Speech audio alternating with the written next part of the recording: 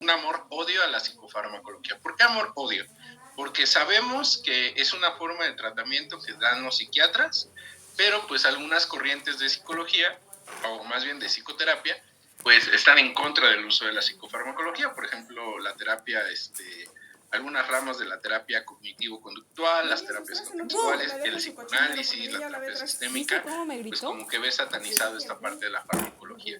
Y algo que yo he notado es que sí, en efecto, la psicofarmacología puede tener una mala praxis, pero esa mala praxis no es propia de la farmacología, sino de los psiquiatras, ¿no? Que algunos sí se exceden un poquito con esta forma en que ya han llevando el tratamiento, pero bueno, vamos a ir viendo cómo sobrellevar estos detalles, ¿vale? Bien, entonces, vamos a empezar. ¿Cuáles van a ser los objetivos de la clase del día de hoy? Que esperemos logre yo abordar de manera completa para que ustedes tengan un sábado productivo. Pues va a ser primero conocer conceptos básicos de psicofarmacología, ¿no?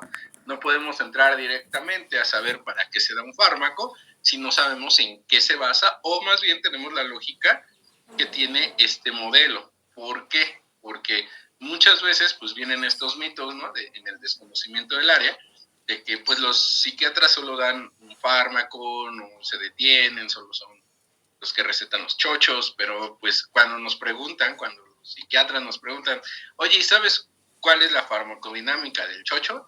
Nos quedamos así de, ¿o sabes qué es el efecto clínico esperado? También nos quedamos ahí, ¿no? Entonces tenemos que conocer los conceptos básicos para identificar cuáles son esos, ¿no? Después nos vamos a ir a identificar los modelos de ciencia básica para psicopatología. ¿Por qué? Porque la farmacología es toda una rama y la psicofarmacología es solo una pequeña subrama de este gran punto, ¿no?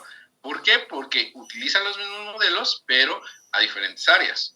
Vamos a tener fármacos y el principio es el mismo. A través de fármacos vamos a aliviar una problemática, pero no va a ser lo mismo cuando tenemos bien identificado el órgano al cual queremos que el fármaco trabaje, por ejemplo en la gastritis, a que tenemos varios objetivos cuando estamos dando un psicofármaco para disminuir sintomatología ansiosa. Entonces tenemos que entender cuáles son los modelos de ciencia básica. Después nos vamos a ir a psicofarmacología y psicopatología y aspectos de referencia psiquiátrica, ¿no? Algo más básico. Listo. Bien, recuerden, en todo momento pueden solicitar la palabra si tienen alguna duda, pero solo les pediré que sean dudas como más concretas para que no nos atrasemos mucho en la duda y vayamos avanzando, ¿vale? Con confianza. Bien. La primera pregunta que me gusta hacerle a todos ustedes, ¿qué es la psicofarmacología? Para ustedes, ¿qué es? Digo, ahí está la definición, pero para ustedes, en su práctica clínica, cuando oyen psicofarmacología, ¿qué es lo primero que se les viene a la mente? Los medicamentos que suelen recetar los psiquiatras para algunos trastornos mentales. Exacto, muy bien, muchas gracias, Lía. Correcto, ¿no? Son medicamentos que da el psiquiatra para algunos trastornos mentales, algunos trastornos psicológicos, algunos problemas, etc., ¿no? Pues sí, esa es la primera. Óscar, adelante. Buenos días a todos. Bueno, creo yo que es una forma de apoyo para nosotros los psicólogos clínicos, en los que, vaya la redundancia, nos podemos apoyar con un profesional ya, pero a nivel biológico. Perfecto, muy bien, Oscar, excelente. Le diste, junto con Lía, a dos detalles muy importantes, ¿no? Son tratamientos que se les dan a los afectos mentales y, como bien dice Oscar, son aspectos asociados a la biología. Muy bien, tenemos la idea general, pero que creen, la psicofarmacología va a ser una disciplina específica que estudia las bases biológicas del comportamiento. Esto es muy importante. ¿Por qué? Porque sí, nosotros tenemos una base biológica que sustenta el desarrollo del comportamiento, ya sea motor, ya sea cognitivo, ya sea sí, motor o cognitivo o emocional, vamos a tener un sustrato. ¿Por qué digo esto? Porque, por ejemplo, una persona que tiene, un niño, pensemos que tiene parálisis cerebral infantil, pues aunque tenga un proceso de aprendizaje, debido a la falla biológica, no va a poder desarrollar el mismo desarrollo psicomotor que un niño que no tiene esta afección, ¿vale? Entonces, a eso se refiere con el sustrato biológico, como bien decía Oscar, ¿no? A través del análisis científico de los fármacos sobre la conducta y el sistema endocrino. Entonces, debemos de entender que la psicofarmacología va a identificar cuál es el sustrato neuroanatómico que puede sustentar este comportamiento y, en segundo orden, cómo es que los fármacos pueden modificar la conducta, ya sea suprimiéndola, aumentándola o regulándola, ¿sale? Y también cómo esto afecta el sistema endocrino. ¿Por qué? Porque regularmente cuando nosotros inducimos una sustancia que no está dentro del cuerpo, pues no todos los cuerpos lo van a procesar igual. Va a haber cuerpos que los procesen más rápido y va a haber cuerpos que no los procesen tan rápido y les cueste trabajo. Un ejemplo, sin llegar a los fármacos todavía, hay personas que pueden tener como esta parte de que toman café, al tomar café se activan rápidamente y esto hace que el efecto les dure mucho tiempo. Y hay personas como yo que se la pueden pasar tomando todo el día café y no se ve alterado. ¿Por qué? Porque nuestro sistema endocrino lo procesa de manera distinta la cafeína. Y en dado caso, pues el psicofármaco, ¿no? Entonces, esta es la primera definición que quiero que tengamos en cuenta, ¿no? Bases biológicas del comportamiento y cómo a partir de que identificamos cómo es que se da ese comportamiento, cuál es el sustrato neuroanatómico y de ahí cómo lo podemos modificar a través de alguna sustancia, la que ustedes gusten. ¿Sale? Denme un segundo.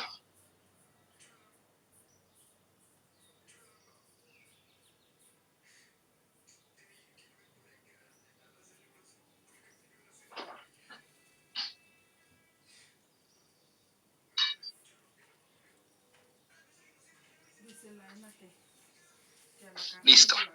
Ok, continuamos. Bien, para ello debemos de entender que existen tres fuertes ramas de la psicofarmacología. La primera es la farmacología conductual, la segunda es la farmacología clínica y la tercera, la neuropsicofarmacología. Entonces, vemos que nuestra idea que tenemos nosotros en la disciplina está más centrada en lo que es la farmacología clínica. ¿Por qué? Porque sus compañeros muy bien mencionado avisaron que este de aquí va a ser lo que nosotros conocemos como el apoyo a los trastornos mentales. ¿Sale? Y aquí es donde viene la primera gran crítica de los modelos de psicoterapia. ¿Por qué se da un fármaco a un comportamiento o a una actividad específica? Y aquí vamos a ir viendo cómo poco a poco la farmacología clínica se fue desarrollando un poquito más con ensayo y error, y a partir de ahí se fue desarrollando. Y fue gracias a la farmacología conductual y a la neuropsicofarmacología que se empezó a desarrollar de una manera más amplia. Y ya ahora sí, pues por eso es que ya tenemos medicamentos que son de mejor utilidad, que tienen menos efectos adversos y que dan mejor rendimiento. ¿Sale? Bien. Pregunta para todos, o quien guste participar. Para ustedes, ¿a qué les suenan las otras dos ramas? Para ir entrando en materia. La vamos a abordar la farmacología clínica, que es la importante, pero la otra es como la que tenemos que tener en claro. ¿A ustedes a qué les suena?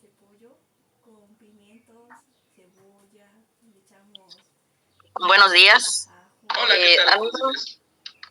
A mí me suena en cuestión de la farmacología conductual, sería como referente a trastornos de la conducta, ¿no? El apoyo a trastornos de la conducta. Y en cuestión de neuropsicofarmacología son en cuestiones de trastornos neuronales, tiene que ver más, bueno, vaya la redundancia, ¿no? Como dice la palabra neuro, ¿no? Lo neurológico. Más como asociado a lo neurológico, ¿no? Más como una epilepsia, más como problemas de ese estilo, ¿no? Parece. ¿Ok?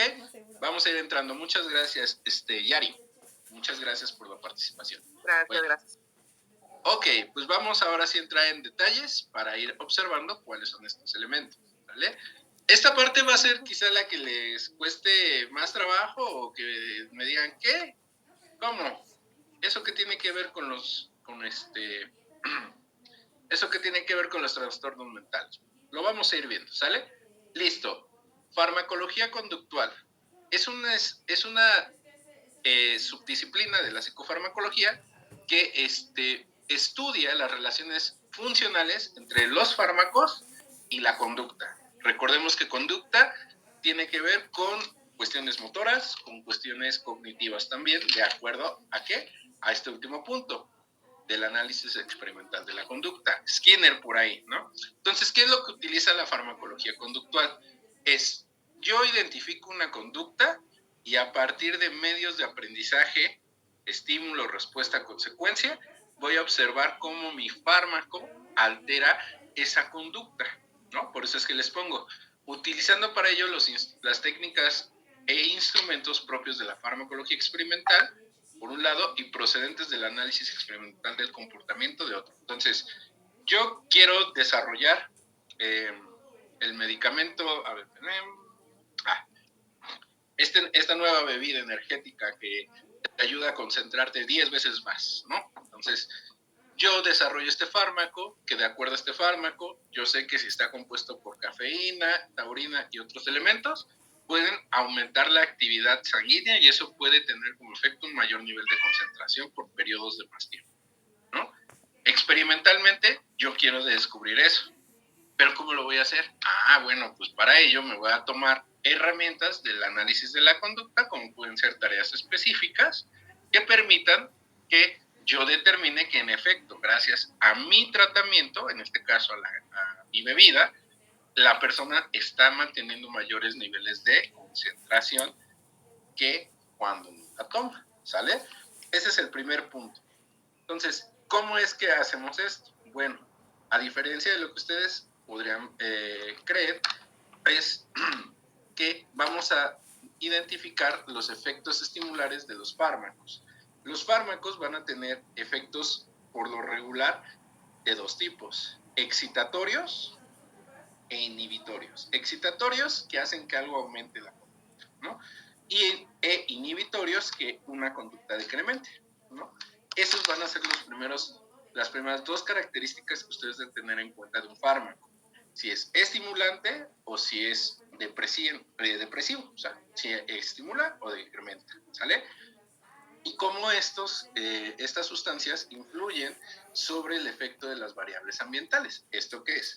Si la persona se encuentra realizando un test específicamente y yo le doy este fármaco, ¿cómo es que esa persona va a modificar? Por ejemplo, en una tarea sencilla, yo quiero estar, por ejemplo, acariciando a mi gato, ¿no? Ese es mi comportamiento que quieren saber, ¿no? Entonces, desarrollan un fármaco para saber si este fármaco ayuda a que yo sea más cariñoso, ¿no? Entonces, me van a dar la tarea de estar acariciando durante un tiempo, me van a administrar el fármaco y cuando me lo administren van a medir la tasa de respuesta que ese fármaco está teniendo sobre mi conducta. ¿Sobre cuál conducta? Acariciar a mi gato.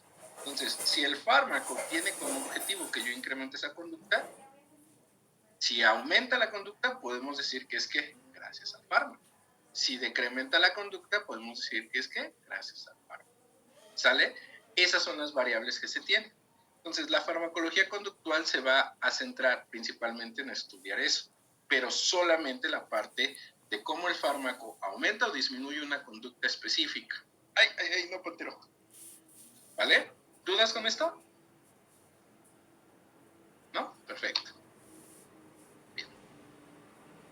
Por ello, y a diferencia de lo que todo el mundo cree, la psicofarmacología y la farmacología conductual, como la neuropsicofarmacología, va a trabajar con modelos animales. Aquí nos vamos a ir a ciencia básica. Esto es muy importante mencionarlo. ¿Por qué? Porque a partir de aquí es que se establecen los paradigmas que se van a trabajar para la farmacología clínica. ¿Sale? Por ejemplo, en modelos animales se van a trabajar principalmente con modelos de roedores, pero también se pueden utilizar otro tipo de animales. Regularmente se utilizan ratitas porque son las que, uno, necesitan menos cuidado, dos, es más fácil tenerlas en ambientes propios, o sea, bien cuidadas, y tres, porque, bueno, obviamente, pues la producción de ratitas es más rápida que cualquier otro animal. Hace muchos años, inclusive había modelos con gatos, con perros, pero bueno, los, pues como son animales que están más comúnmente asociados al cuidado del ser humano, pues se vio como muy cruel, entonces solo se quedó las ratitas, y actualmente pues ya no se está utilizando tanto modelo animal por los costos de lo que es tener el bioterio, de tenerlos con buenos lugares para tenerlos, con buenas condiciones de higiene, de luz, de agua y de comida, pues también se está haciendo, ¿no? Pero bueno, antes de continuar, ¿ustedes habían escuchado hablar de los modelos animales, del trabajo de modelo animal en psicología?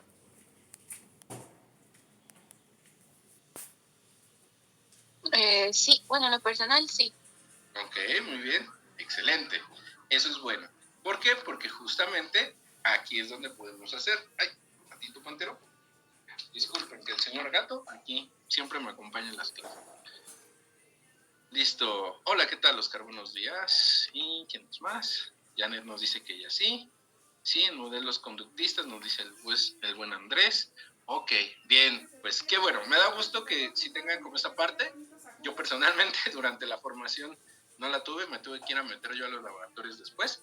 Pero justamente los modelos animales se utilizan principalmente tanto en psicobiología como en psicología conductual para determinar esto. La psicobiología sí va a incidir en el sacrificio del animal para determinar las alteraciones del sustrato neuroanatómico, y los modelos conductuales no, ellos simplemente van a hacer como los test experimentales y ya, ¿no? A partir de ahí van a establecer niveles de relación.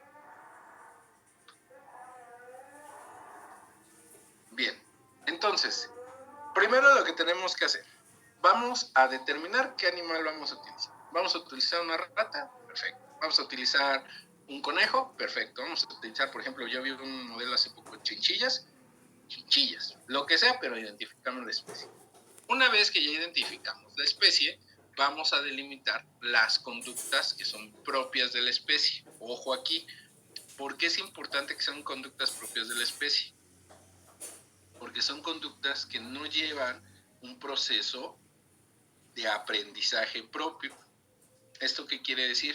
No se le da el proceso ahorita de enseñarles a realizar una tarea, y a partir de ahí podemos determinar que es una conducta propia de la especie, lo que Skinner mencionaba como una conducta filogenética propia, ¿sale? Por ejemplo, en los roedores, una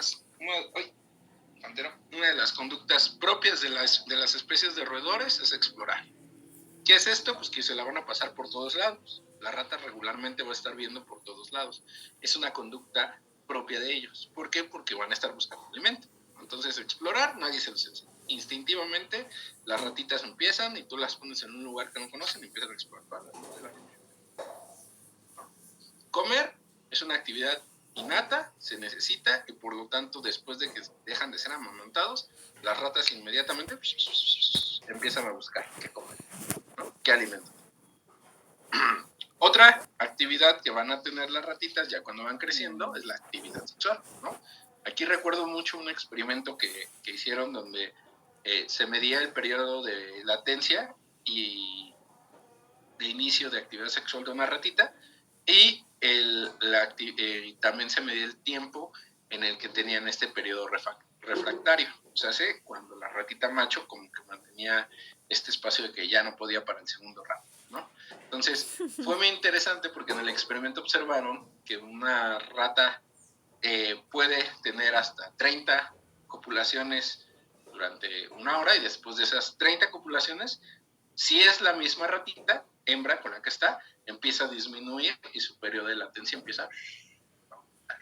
O sea, se tarda más. O sea, los primeros 30 son seguidos. Ya después va avanzando el tiempo, se va calmando más, se va diciendo que está cansada, que le duele la cabeza y no puede. Pero ¿qué creen? Si a la ratita macho la cambian de jaula y le ponen una hembra nueva, que no había olido y que está receptiva, otra vez se avienta los 30 de volada. Entonces ahí observamos como de la especie pues está programada genéticamente para que con la misma hembra sea periodos efectivos de copulación para que pueda inseminar a la ratita hembra, pero después de un tiempo ya no son tan continuos, porque pues se da a entender que entonces ya está como decirlo, como que logrado el objetivo, ¿no? Ya por fin lograr preñar a la hembra. Y por eso cuando se cambia de hembra, aumenta, ¿no? Un poquito raro, pero pues es parte, ¿no? Pero esa es una parte de la actividad, ¿sale? Acicalar, no sé si han visto, si alguno de ustedes tienen hámsters, pero las ratitas por lo general lo que hacen es que están así y agarran y se están como acariciando así. Y se hacen así la orejita, se lamen las patitas y se quedan. ¿Sí lo han visto? Puede ser con su hámster, ¿no? No una rata como tal. ¿Sí lo han llegado a ver? Sí. Ok. Sí. Bien. Esto es muy importante, ¿por qué? Porque es una conducta que las ratas van a presentar en todo momento. ¿Para qué? Para determinar. Y finalmente otra conducta que es propia de la especie, de todas, que es parte de la especialidad, el dormir, ¿no? Las ratitas van a tener periodos de sueño asociadas a un ciclo de luz y oscuridad de 2 a 3 horas. No pueden estar inactivas o puede ser menores lapsos de tiempo dependiendo de cómo esté su ciclo, ¿sale? Entonces, una vez que ya identificamos las conductas propias de la especie, podemos delimitar su frecuencia, su duración, su intensidad y su latencia, ¿no? ¿Para qué? Para determinar cuál es el periodo promedio de que este animal hace esta actividad, ¿no? ¿Para qué? Para que podamos determinar los parámetros de la especie. Hasta aquí, ¿sí voy siendo claro? Lo digo porque para mí puede tener lógica, pero igual para ustedes no tanto. Todo bien. Sí, Perfecto. entendí. Excelente. Todo bien. Perfecto, gracias. Ok, bien. Entonces, una vez que ya, para hacer esto más dinámico, ya tenemos, yo ya les puse estos ejemplos: explorar, comer, actividad sexual, acicalar y dormir. Delimiten ustedes alguno de estos 4 parámetros: frecuencia, duración, intensidad o latencia. Les voy a dar un ejemplo. Yo con el ejemplo que les decía de la ratita, ¿no? Yo quiero medir la frecuencia de actividad sexual de la rata durante un periodo de 1 hora entre un macho y una hembra. Quiero medir cuántas veces copula el animal para determinar este punto, ¿sale? Esa va a ser la mía. Yo ya les di un ejemplo. De ustedes van a tener 2 minutos, identifiquen una conducta y delimiten ya sea la frecuencia, la duración, la intensidad o la latencia de su conducta. Ya iremos viendo para qué, pero ahorita váyanlo haciendo, ¿no? Quiero que esto sea como dinámico para que les ayude a comprender. ¿A qué va? 2 minutitos de estas 5 conductas, la que ustedes quieran, y la van escribiendo en el chat, ¿sale? Corre tiempo, échenle, 2 minutitos.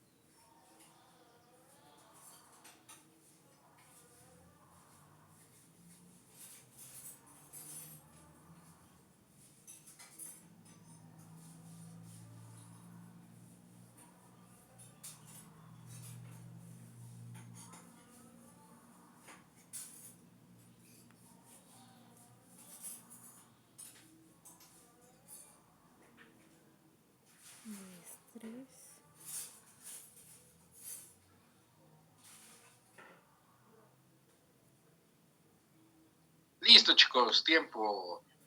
A ver, vamos trabajándola. Pueden compartirla acá por su conocer acá por el por el chat de la reunión. Ok, dice, conocer la frecuencia en la cual Ratonilo explora los túneles de su jaula en un lapso de 2 horas sin proporcionar estímulos alimenticios. Excelente, muy bien, muy claro, muy específico, me gustó. ¿Me podrías compartir tu nombre? Es que decirte Samsung se me hace medio irrespetuoso de mi parte. Alejandra, delimitar la exploración de un roedor macho en ambiente desconocido. ¿Cuánto tiempo tarda en reconocer el espacio y encontrar el alimento? Excelente, muy bien, Alejandra, también muy bueno. Te agradezco mucho, Geo. Es que se me hacía muy impersonal. Ok, bien. ¿Por qué es importante esto? Porque justo en esa descripción, ustedes ya están metiendo los parámetros que van a medir cuando indiquen el psicofármaco, ¿sale? Entonces, eso es muy importante. ¿Por qué? Porque si no tenemos claro cuál es lo que queremos medir, no vamos a poder determinar el efecto experimental que queremos, ¿no? Tomando en cuenta el de sus compañeras, por ejemplo, el de Alejandra, ¿no? Delimitar la exploración de un roedor macho en un ambiente desconocido. ¿Cuánto tiempo tarda en recorrer el espacio y en encontrar alimento? ¿No? Entonces, aquí vamos a medir el tiempo. Por lo tanto, cuando yo quiera decir, este fármaco inhibe la conducta de búsqueda, ¿no? De exploración, voy a medir si en comparación de cuando no tenía el fármaco, el animal, ahora que se lo administre, va a disminuir ese tiempo, o mejor dicho, va a aumentar el tiempo que va a tardar. ¿Por qué? Porque no va a tener la necesidad de explorar y va a ser un fármaco que esté, no sé, echado, o que se esté acicalando, o que simplemente suprime esa conducta durante mucho tiempo, ¿vale? Entonces, muy bien, muy bien, muy bien. Los demás, igual, si gustan compartirlo, adelante, ¿sale? Entonces, eso es lo primero que tenemos que hacer, porque ya que tenemos clara qué conducta, vamos a observar a llevar a cabo el experimento, ¿sale? Aquí les pongo, por ejemplo, que es el de el laberinto de brazos, en el cual es un experimento que se utiliza como para ver qué tanto, justamente como hacen sus compañeras, una ratita explora en alguno de los brazos de este modelo y qué tanto se va metiendo a ciertos lados y a otros, ¿no? Entonces yo quiero medir qué tanto explora en lugares desconocidos aquí. Pero aquí yo lo estoy poniendo en una situación de un problema de que son lugares reducidos, de que tiene varios ejemplos, varios lugares que se pueden dar. También yo puedo meter la conducta de explorar en campo abierto. ¿Esto qué quiere decir? Que yo solamente quiero determinar en un lugar abierto qué tanto explora mi ratita o qué tanto se queda inhibida en un solo lado, ¿no? Y en por ejemplo, voy a meter cuál es la situación en la que se va a ir, ¿no? Y así como hay otros, ¿no? Está el laberinto de brazos abiertos, en el cual pues la ratita se puede ir por unas ¿cómo se llama? Por unas de los brazos que se está presentando, pero no tiene paredes. Entonces la rata, al sentir que se cae, pues va a evitar constantemente ir a esos lugares y se va a quedar más en los que se sientan complejos, ¿no? Acá dice Janet nos dice delimitar la exploración en ratones jóvenes, acciones de riesgo en un tiempo delimitado, 24, número de veces. Ok, muy bien. Perfecto. Bien, aquí me gusta porque ya le están metiendo otras variables. El sexo del animal, la edad del animal, muy bien. Por ejemplo, aquí el de su compañera Janet ya está metiendo que son ratones jóvenes, ¿no? No va a ser lo mismo que ratones adultos o ratones ya viejos. Pero bien, me está gustando. Vamos entrando en detalle y es lo importante. ¿Sale? Entonces, ya tengo yo delimitada lo que quiero medir. Ahora vamos a ponerla en una situación experimental donde yo tengo el control de todas las variables y la voy a poder hacer, ¿no? Entre ellos va a ser pues esta parte de, por ejemplo, laberinto, ¿no?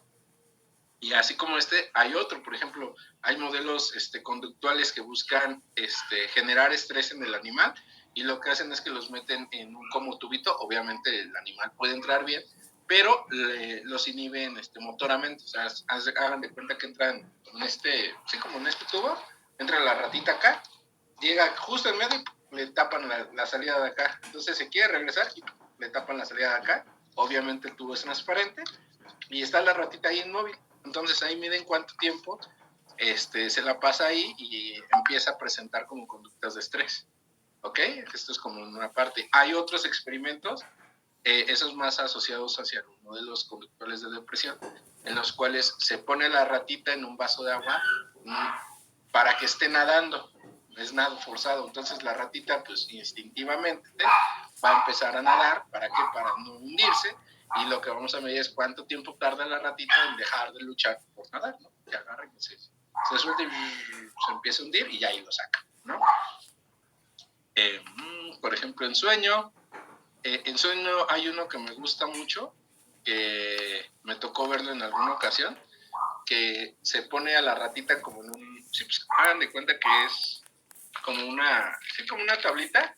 Entonces, la rata tiene que estar, no puede estar, tiene que estar inerte en medio, porque es una tabla que si se va, se hunde de cualquiera de los lados. Entonces, la ratita tiene que estar inerte en el centro del círculo y quedarse ahí. Entonces, ¿qué es lo que pasa? Inhibe el sueño. ¿Por qué? Porque tiene que estar despierta. Porque cuando viene la atonía muscular y la ratita se queda dormida, se mueve esta cosa y siente la ratita que se va a caer y se prende. Entonces, esa es una forma de inhibir sueño, ¿no? Conductualmente hablando, ¿no? Conocer la latencia de sueño en ratones hembras después de haber tenido a su primer camada. Órale, esa estuvo muy buena, Andrea. Me gusta, excelente, ¿sale? Entonces, son como los modelos. Entonces, definimos la conducta blanco que queremos estudiar, diseñamos la condición experimental o elegimos el experimento que vamos a realizar y ejecutamos el experimento.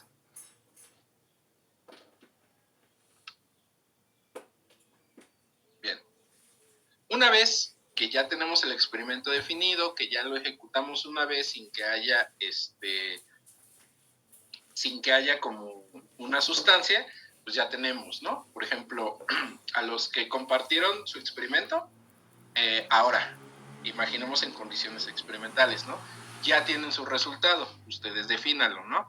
Por ejemplo, en el caso de su compañera Geo, ella nos decía, frecuencia en la cual se explora los túneles de una jaula en un lapso de 2 horas, sin proporcionar estímulos alimenticios, ¿no? Conducta de exploración que no tiene que ver con búsqueda como recreativa.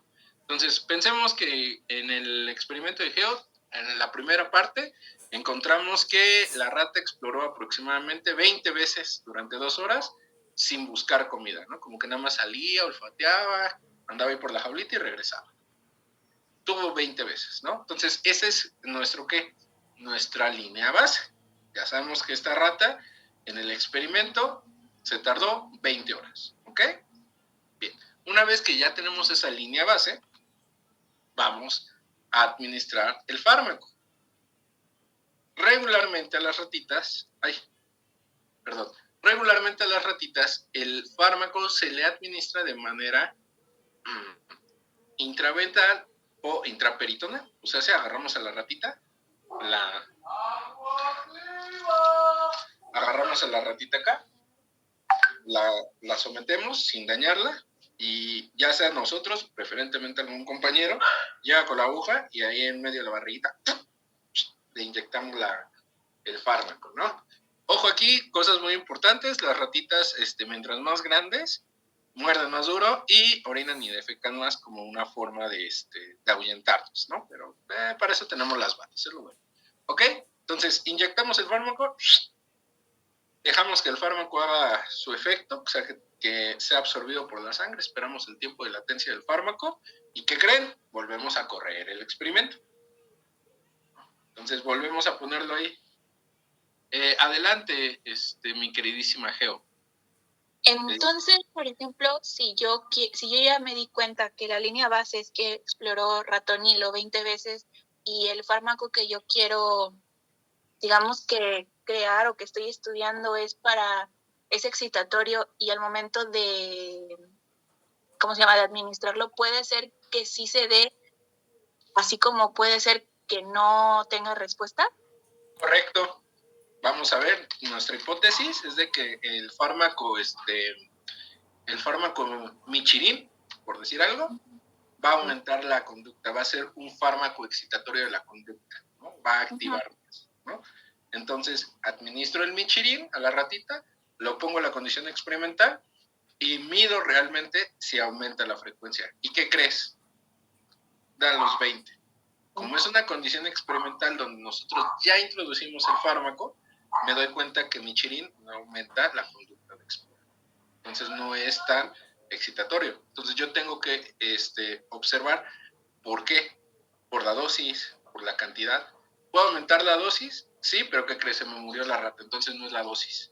¿Puedo disminuir la dosis? No disminuye, no cambia. Entonces, ¿qué puedo determinar? Que el Michirin no es excitatorio.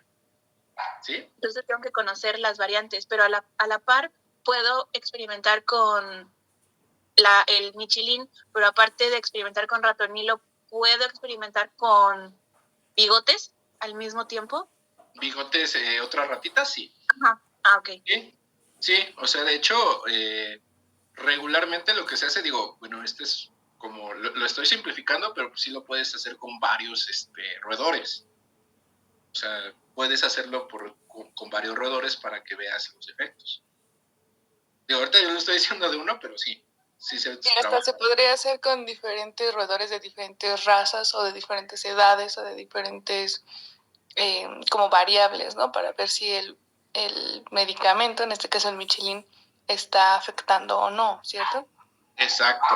Justamente eso. Me gusta, qué padre. Qué padre porque regularmente no son tan participativos cuando es de ciencia básica, pero me gusta que ustedes sí, porque sí, en efecto, cuando observamos primero que por ejemplo, con adultos, con ratones jóvenes, por decir algo, digo, no sé cuáles son los parámetros de un ratón joven, pero que sea un joven, ¿no? No una rata de 3 años, un ratón de medio año, pónganlo ustedes.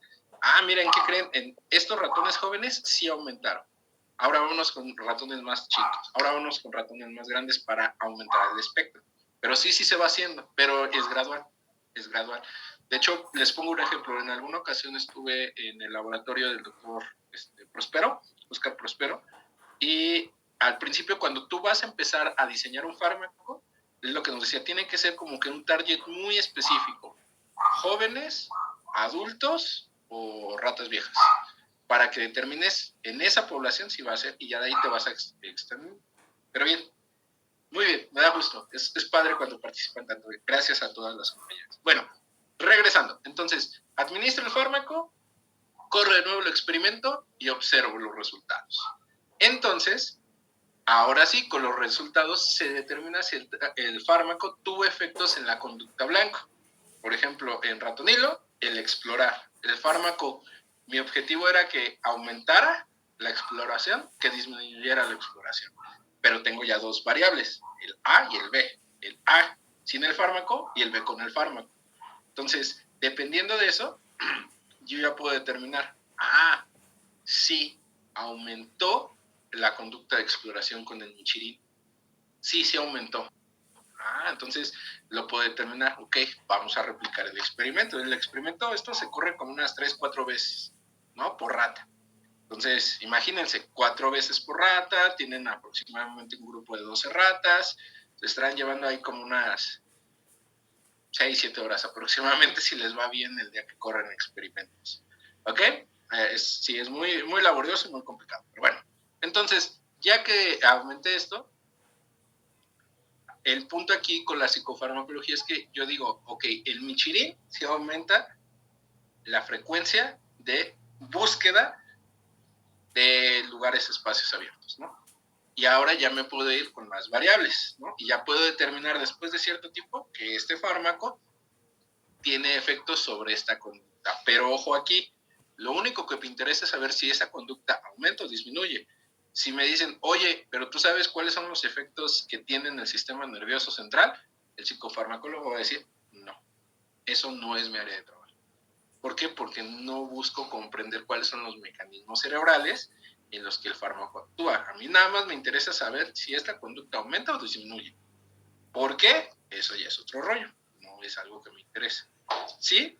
¿Por qué es importante esto? Porque la farmacología conductual ha ayudado mucho como a comprender estos primeros efectos y da pie a la segunda parte, pero no es parte dentro de sus objetivos el explicar cuál es el mecanismo de acción del fármaco. Simple y sencillamente, yo ya sé que la sustancia tiene este efecto, voy a ver si este efecto tiene algún uso en algún roedor para yo después comprender y decir si esto es autismo. Eso ya entraría más, perdón, en la neuropsicofarmacología. Correcto. Muy bien, exacto. Eso ya entraría más en la neuropsicofarmacología.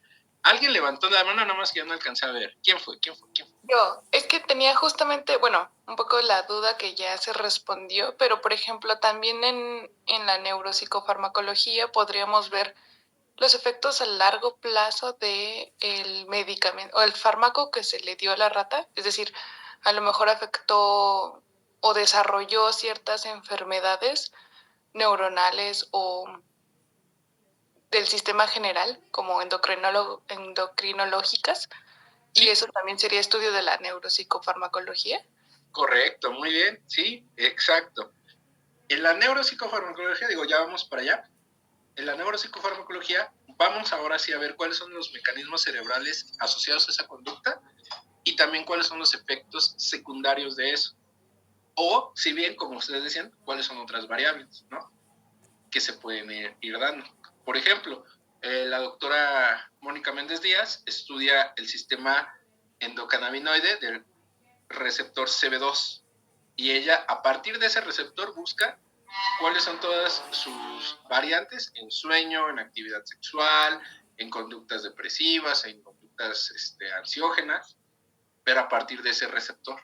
¿Pero por qué? Porque identificaron que ese receptor es el que recibe esa parte del CB2. Entonces quieren analizar eso. Para ello, pues iban a sacrificar a las ratitas, cosa que un farmacólogo conductual no haría, porque para él no le interesa saber cuál es el mecanismo, lugar, sino si la conducta aumenta o disminuye. ¿Sale?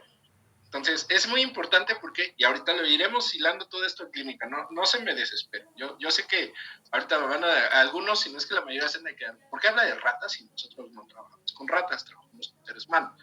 Pero ya iremos para allá, ¿ok? Bien. Entonces, una vez que tenemos claro esto, la primera rama, ahora sí nos vamos a ir a la segunda, que es la neuropsicofarmacología, ¿no? Y aquí el primer punto,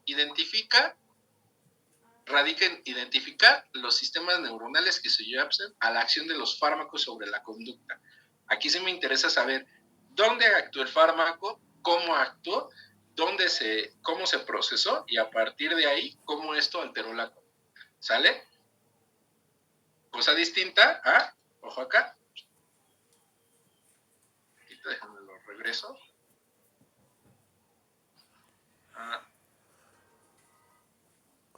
Esta definición que entramos, ¿no?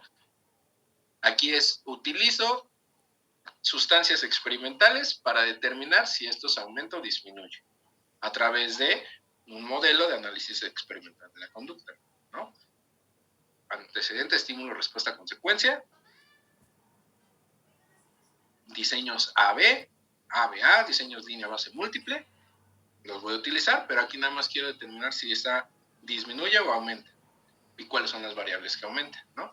Y acá sí quiero saber cuáles son los mecanismos de acción, ¿no? Para ello voy a tener que utilizar otras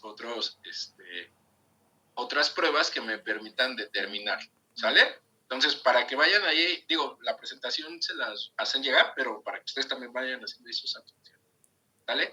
Entonces, no sé si se alcanza a ver ese sutil, pero muy importante objeto de estudio que es distinto de las dos ramas. Las dos trabajan con fármacos, pero aquí las dos tienen dos distintos. ¿Hasta acá dudas con esta distinción? O sea, uno lo hace directamente y ya el otro te explica cómo lo hace. Correcto. Muy bien, correcto, muy bien.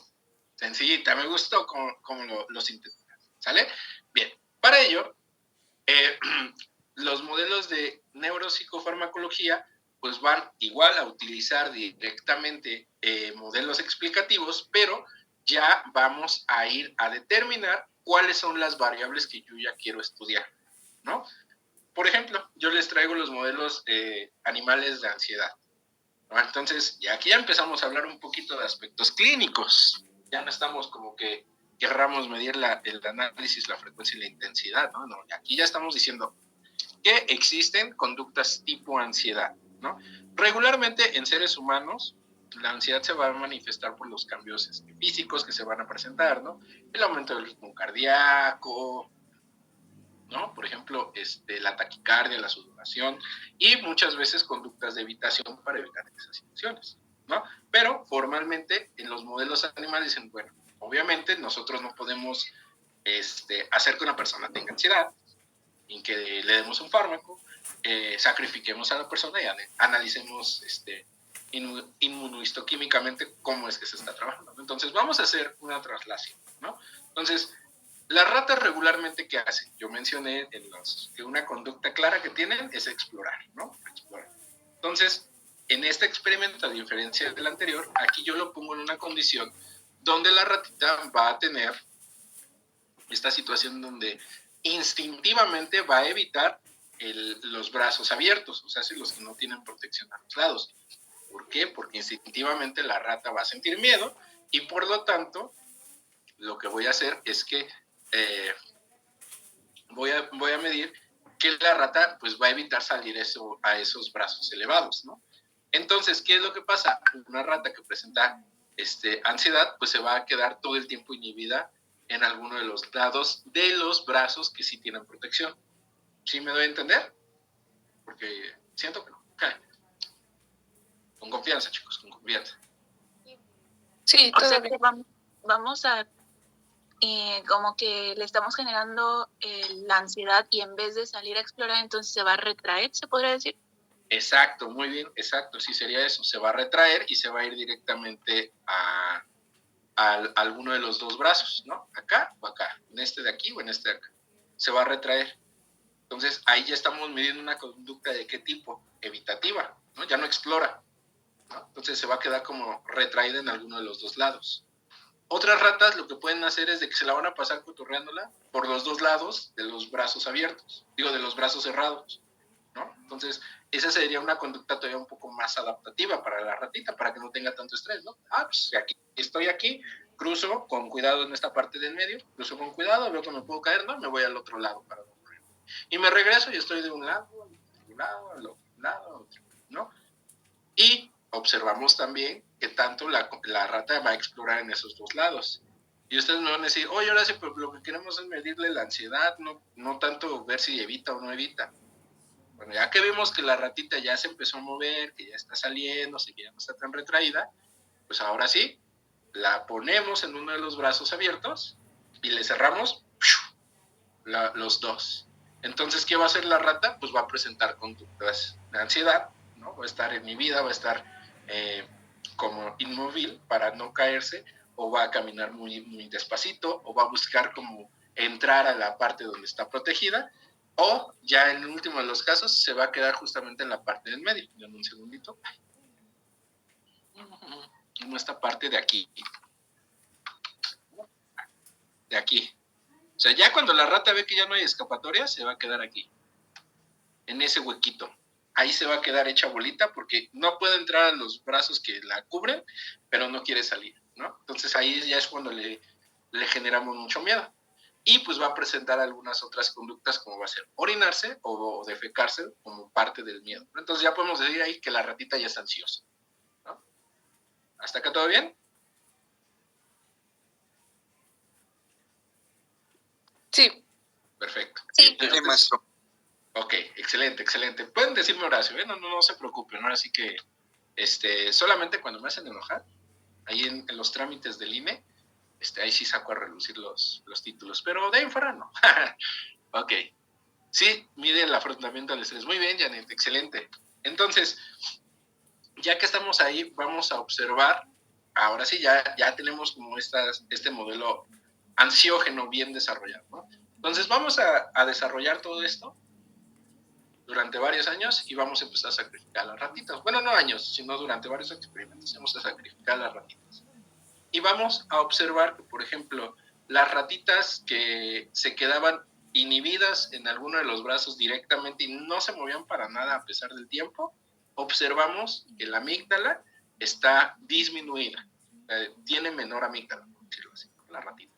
Y observamos que las ratitas que se la pasaban explorando más tiempo y que todavía exploraban los brazos abiertos y que inclusive se quedaron, tenían un mayor desarrollo de la amígdala. Entonces podemos decir, ok, podemos determinar que parte de las conductas evitativas se asocian a la amígdala, que mientras, es un decir, ¿no? No quiero decir que así sea, pero para que se entienda la idea, que mientras menos amígdala tenga, más fácil va a ser como el que desarrollen estas conductas evitativas. Y si tienen una amígdala más desarrollada, van a poder afrontar más la ansiedad, ¿no? Esa sería la hipótesis que se va a trabajar.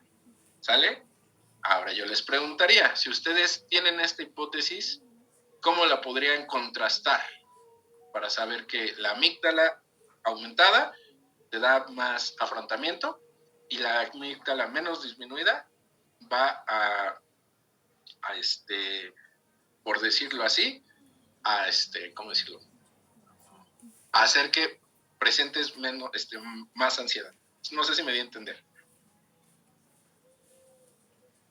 Sí, por lo que entiendo entonces sería volver a correr el experimento, pero ya con estos dos sujetos, es decir, Ajá. una rata con una amígdala pequeña y una rata con una amígdala grande, otra vez los brazos sin paredes y ver cómo es que reaccionan las dos, ¿no?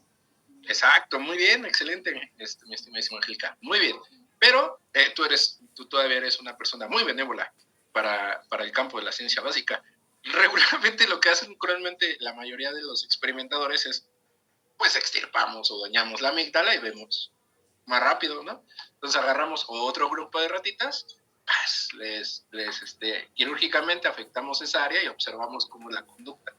Digo, o sea, no lo hacemos así bárbaramente que agarramos una tachuela y órale, ¿no? O sea, se hace un experimento quirúrgico bien, se estabiliza la ratita, se deja reposar, pero se destruye esa parte, ¿no? Entonces, ¿qué observamos? Y mira, las ratitas a las que intervinimos quirúrgicamente, que disminuimos la amígdala, sí presentaron esta conducta de temor.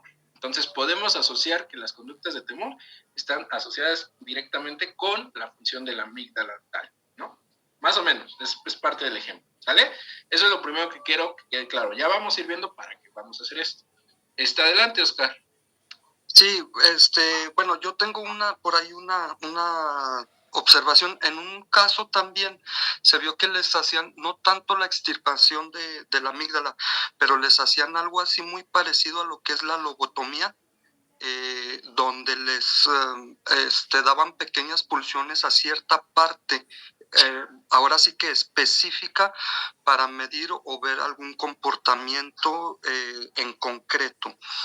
Por ejemplo, yo, bueno, trabajando por ahí con mis alumnos, hicimos el experimento, pero sin fármaco, únicamente el laberinto, meramente conductual, pero observamos que en este caso, las ratitas del sexo femenino, por alguna extraña razón, son más tolerantes a la frustración que los del sexo masculino, que los ratoncitos. Entonces, por ahí sí me queda como que esa duda un poquito flotando, ¿no? ¿Qué parte o qué es lo que la hace más tolerante a un sexo que a otro? Claro, sí, de hecho esas variables son muy importantes cuando medimos, porque cuando diseñas los experimentos tienes que decir con qué población trabajas. Bueno, ratas macho, ratas hembra. ¿Por qué?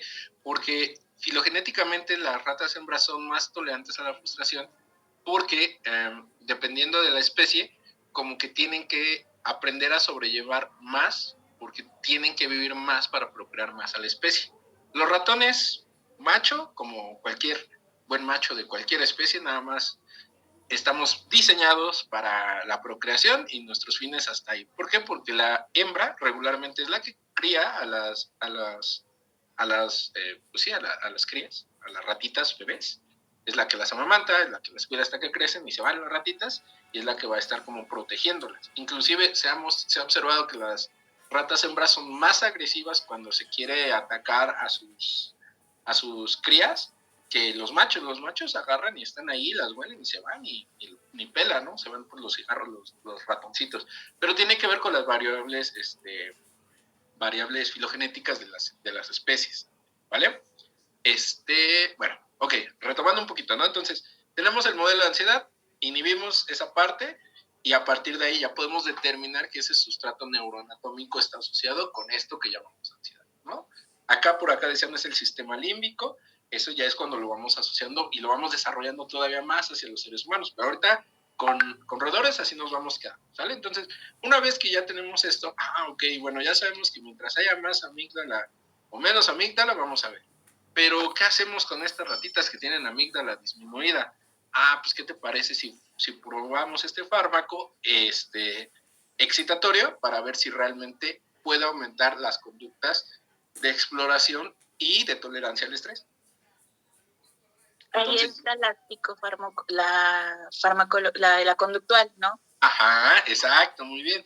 Pero vean, igual vamos a utilizar sus experimentos, pero nosotros ya tenemos una base hipotética, neuroanatómica, en la cual podemos explicar esas conductas, ¿no? Y esas conductas, y ahora decir, ok, este fármaco, vamos a llamarlo el Panterini B4, tiene efectos excitatorios en la amígdala y por lo tanto va a aumentar la probabilidad de que las conductas de exploración con ratas con menor amígdala aumenten.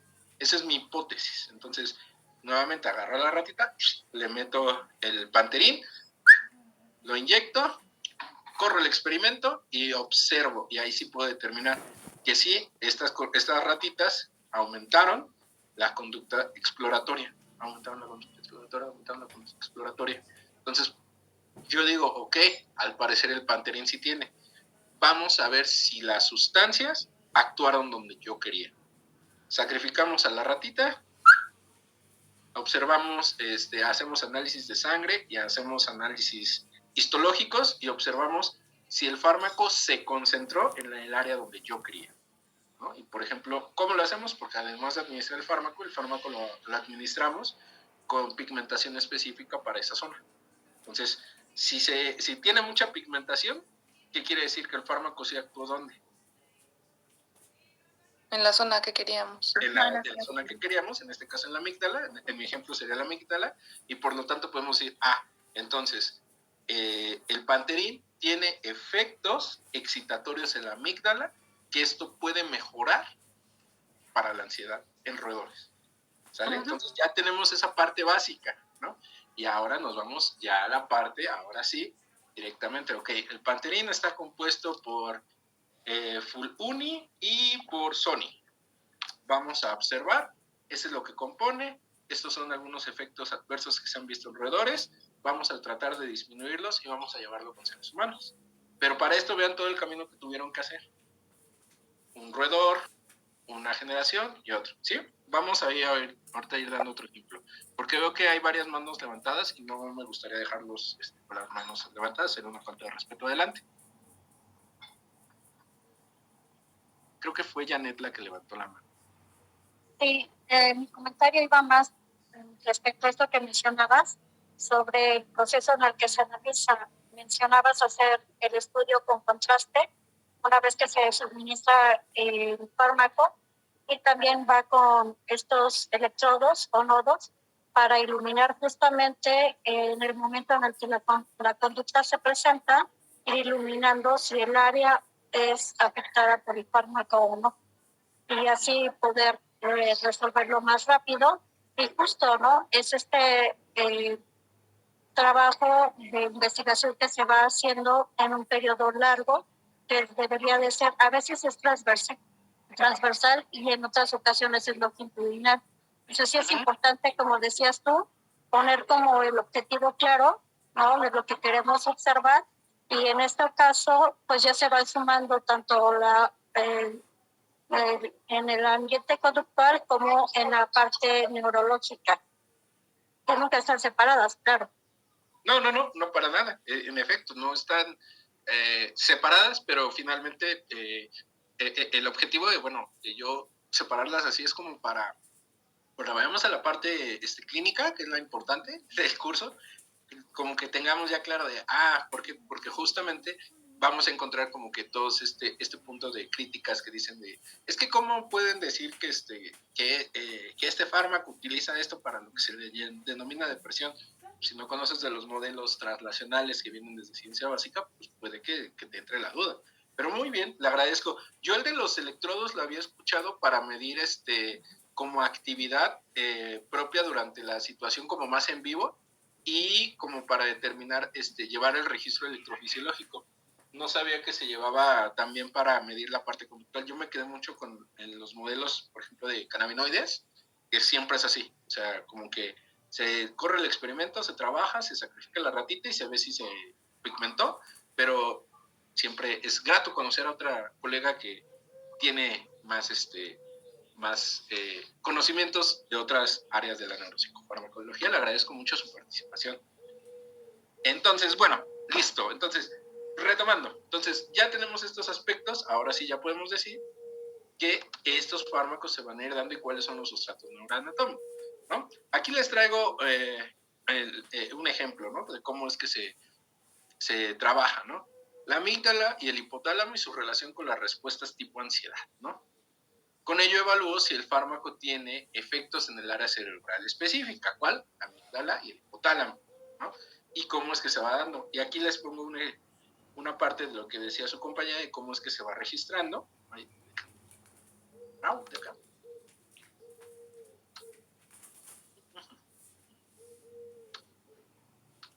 Listo, ya. Entonces aquí tenemos a la ratita, está trabajando, ¿no? Y se va midiendo estos aspectos, estos electrodos, ¿no? Y a partir de ahí yo voy a medir con un fármaco, en este caso las benzodiazepinas, cómo es que afectan estas dos áreas, ¿no? Y aquí es donde veo cómo se va pigmentando y cómo se va dando. Obviamente sabemos que esto es en el cerebro de un ratón, pero va a ser como la parte básica que vamos a tener que necesitar para determinar cuáles son los fármacos, ¿no? Que vamos a ir utilizando, y así es como se van a ir desarrollando. Esto es importante, ¿por qué? Porque este proceso de farmacología conductual y neuropsicofarmacología se utiliza también para otras áreas, ¿no? Obviamente, si queremos medir un antiácido, si queremos medir algún relajante muscular, pues se va a llevar un proceso muy similar, pero los modelos van a ser totalmente distintos. ¿Por qué? Porque ahí entramos a un punto donde las patologías clásicas en medicina, pues sí tenemos como que, a ver, ¿te duele la vesícula cuando palpas acá? Ahí te duele? Entonces ya sabemos que tienes una posible inflamación del apéndice, ¿no? Entonces ya sé cuál es el órgano que está dañado y ya sé que, por ejemplo, no se va a decir una tontería, ¿no? El alprazolam tiene efectos desinflamatorios de esa área, entonces te va a dar alprazolam. Pero en psicofarmacología no, ¿por qué? Porque lo que nosotros construimos y denominamos ansiedad, pues es un espectro mayor, ¿no? No es un órgano dañado, sino es múltiples cosas. Pero por ahí, más o menos, ¿sale? Entonces aquí les tenía un ejemplo, se ve que por algo traía lo de la amígdala ahí en la mente, la había puesto, pero me adelanté un poquito, ¿sale? ¿Dudas con esto? No. Perfecto. No, todo claro. Bueno, entonces, hasta aquí. Entonces, solamente un pequeño refresh. Farmacología conductual, yo quiero medir el efecto de un fármaco sobre cierto tipo de conductas. No me interesa cuál es el sustrato neuroanatómico, nada más si aumenta o disminuye o cómo modifica la frecuencia, duración e intensidad de la conducta que quiero medir. ¿Vale? Bien. Neuropsicofarmacología, quiero conocer las bases neuroanatómicas asociadas a cierta conducta y cómo es que un fármaco puede modificar esas estructuras y por lo tanto la conducta en un futuro. ¿Sale?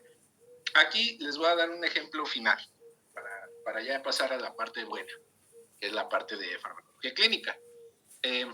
Dentro del protocolo unificado, que es en el que yo trabajo la parte clínica de trastornos emocionales, existe algo que se llama alto neuroticismo, que nos dice que es una condición de temperamento que hace que las personas tengan genéticamente programado que tengan una mayor respuesta o sensibilidad a los estímulos y que se asocien con las respuestas emocionales. O sea, hace que las personas sienten más las emociones que la mayoría de las personas, ¿sale? Los que desarrollan un trastorno de ansiedad. Y esto es genéticamente programado. Se han observado condiciones genéticas que están ahí. Entonces, en alguno de mis tantos sueños guajiros que llegué a tener cuando estaba buscando a ver si me quedaba en clínica o me iba a ciencia básica, dije, pues estaría padre hacer un modelo animal del neuroticismo, pedir que se inhiban estos genes de manera específica, se hace un KO ahí con las ratitas, y ver y desarrollar una condición experimental del neuroticismo, medirlo y determinar, ¿qué creen? Pues sí, todas las hipótesis que dicen que esto se da, pues sí, ya lo trabajamos en ciencia básica y sí se da, ¿vale? Pero ya tenemos como esta idea. ¿Bien? Ok, listo. Ahora sí, por eso le puse aquí. Ahora sí viene lo bueno, ¿no? Ya que aclaramos estos dos puntos que son importantes, nos vamos a la farmacología clínica. La farmacología clínica estudia los efectos de los fármacos en humanos, incluyendo eficacia, seguridad y uso adecuado en diferentes poblaciones e individuos, ¿no? Se enfoca en evaluar la relación entre los efectos terapéuticos, los efectos indeseables y los costos de las intervenciones terapéuticas, ¿no? Entonces aquí ya yo voy a administrar un fármaco para ver cómo esto ayuda a aliviar alguna condición específica de alguna enfermedad. Ojo aquí, la farmacología clínica abarca prácticamente todas las áreas médicas. La que nos interesa, que es la del área de psiquiatría, la vamos a ir bien, ¿sale? ¿Por qué? Porque a partir de aquí es que podemos determinar. Y aquí surge un punto muy importante que me gustaría mencionar.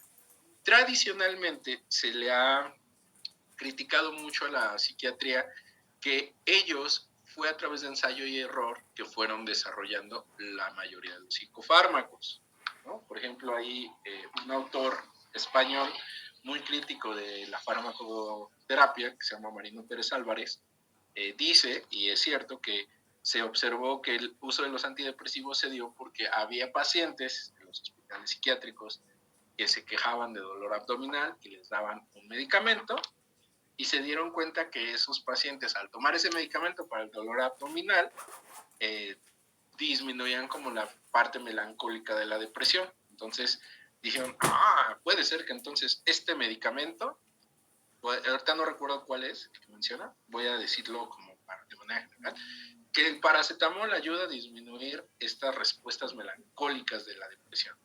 Entonces ahí se empezaba a asociar, pues entonces también mándale paracetamol al deprimido para que esté mejor. Pero se hizo toda la parte de ciencia básica, no, fue como esa parte de ensayo y error que se fue dando. Y esa es una de las críticas que se le hizo en un inicio a la psiquiatría. Pero estamos hablando de que eso pasó por allá de los 1950, por ahí, por ejemplo, ¿no? Entonces, pues de los 50 a 2025 que estamos, son 75 años, o sea, creo que sí han avanzado como para que ya está establecido toda la parte de ciencia básica que fundamenta el uso de psicofarmacología, ¿no? Pero pequeños detalles, ¿no? Entonces ya vemos la diferencia. ¿Cómo modifica la conducta? Sustratos neuroanatómicos y farmacología clínica. ¿Cuáles son los efectos benéficos que tiene el uso de ciertos fármacos en ciertas enfermedades? ¿Ya? ¿Más clarín? Antes que nada, les presento que está aquí el buen Pantero. Uy, siempre acompañándonos en las clases. Pantero, cálmate. Ya. Listo. Ahora sí, vámonos. Con aspectos importantes. Farmacocinética. Se define como los efectos del organismo sobre el fármaco. Se refiere al movimiento de los medicamentos hacia el interior a través del organismo y hacia el exterior de este. Es decir, el curso temporal de absorción, biodisponibilidad, distribución y metabolismo y excreción. En términos más sencillos, cómo es que el organismo lo absorbe, cómo es que el organismo lo procesa, cómo es que el organismo lo distribuye, cómo afecta en el metabolismo y cómo es desechado. ¿Sale? ¿Por qué es importante esto? Porque en farmacología clínica, cuando nosotros hablamos de farmacocinética, tenemos que entender cómo es que el fármaco va a entrar directamente al cuerpo y cuánto tiempo va a tardar en ser absorbido y va a tener efectos sobre esto y cómo es que se va a ir dando, ¿no? Cómo es que se va a distribuir, ¿sale? Esto es muy importante porque en la farmacocinética nosotros tenemos que entender cuánto tiempo tarda en hacer efecto. O sea, clínicamente es el tiempo que va a tardar en hacer efecto este fármaco, ¿sale? Y cómo es que se va a distribuir. ¿Dudas con esto? No, todo bien. Ok. Entonces, es muy importante, ¿por qué? Porque los medicamentos van a tener como estos elementos específicos que nos van a ir determinando cuáles son los aspectos que van a estar dando, ¿no? Hacia qué punto se van a identificar y se van a ir manteniendo. Otro punto importante, la farmacocinética, ¿no? Aquí vamos a ver de las propiedades químicas y de los factores relacionados con el paciente y de sus propiedades químicas, específicamente de quién, de nuestros pacientes, ¿no? Creo que una es farmacodinamia, ¿no? Y una es farmacocinética. Ajá, acá. Farmacocinética y la otra farmacodinámica, sí. ¿No? Y aquí les pongo las constantes, ¿no? Absorción, distribución, ¿no? Por ejemplo, absorción, constante de velocidad de absorción, la biodisponibilidad. Ecuación, velocidad de absorción del fármaco más la cantidad de fármacos que resta de absorber. O sea, cuánto tiempo va a tardar el cuerpo en tener el fármaco dentro del sistema y va a poder tener ejemplo. Por ejemplo, con los antipsicóticos tardan aproximadamente unas 2 o 3 semanas en comenzar a tener efectos. ¿Por qué? Porque son fármacos muy difíciles de la absorción, ¿sale? La otra va a ser la biodisponibilidad, que es la cantidad del fármaco absorbido más la dosis del fármaco. O sea, ¿cuánto me estoy dando? No es lo mismo que yo, por ejemplo, ¿no? A mí me manden Ritalin de 10 miligramos a que me manden Ritalin de 20 miligramos. ¿Por qué? Porque la biodisponibilidad va a ser mayor con el 20 y por lo tanto el efecto va a ser más verdadero. ¿Sí? La distribución. Volumen, aparente distribución, que es la cantidad del fármaco en el organismo más la concentración plasmática del fármaco. O sea, cuánto del fármaco va a estar en función del peso y de la sangre de la persona, ¿no? Fracción no conjugada, concentración plasmática del fármaco libre y concentración total del fármaco durante del punto, ¿no? Cómo es que se va a distribuir en el torrente sanguíneo y cuánto vamos a hacer. Esto es muy importante porque la distribución va a tener función de cómo es que un fármaco va a ser muy específico o va a ser muy general y por lo tanto va a tener mayor niveles de absorción. Por ejemplo, los fármacos que están asociados a un órgano específico, que van a trabajar sobre un órgano específico, la fracción no conjugada va a ser mayor dentro de ese órgano que en el resto de la sangre. ¿Por qué? Porque el fármaco va a tener como target directamente este órgano y por lo tanto va a tener mayor nivel de concentración en esa zona. ¿Sale? ¿Dudas con esto? No. Todo bien, Max. Sí, Mayra, dame un segundo.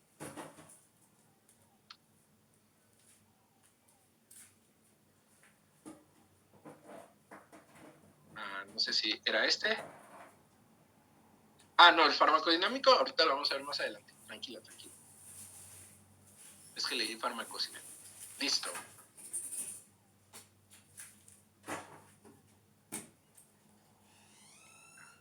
Y está acá.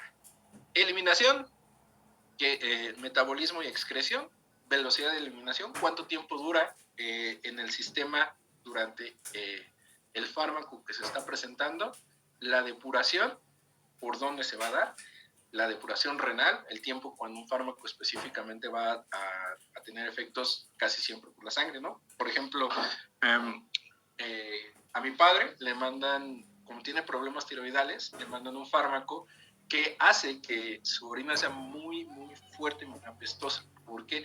Porque su vía de excreción es únicamente por vía renal.